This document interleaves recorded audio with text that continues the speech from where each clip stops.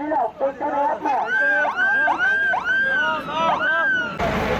Kime diyor? Al. Al.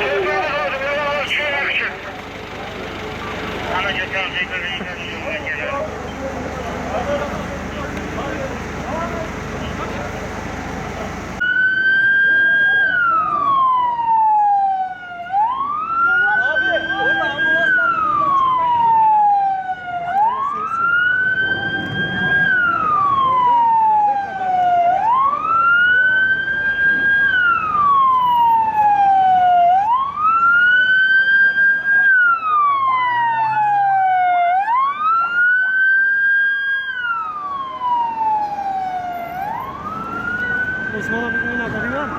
Attım.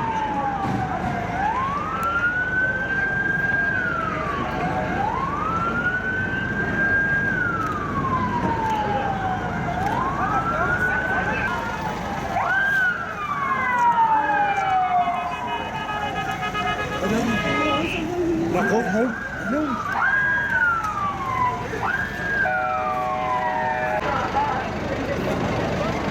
Abi çıkalım aradan. Dur abi bak şurası güzeldir ya. Yeni boşaldı yani. Yeni gruplar gelsin.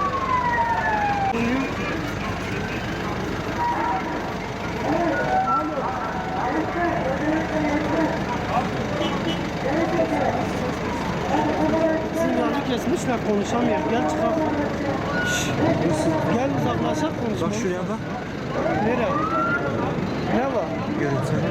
Hangi grup? Bir şey yok. Tamam.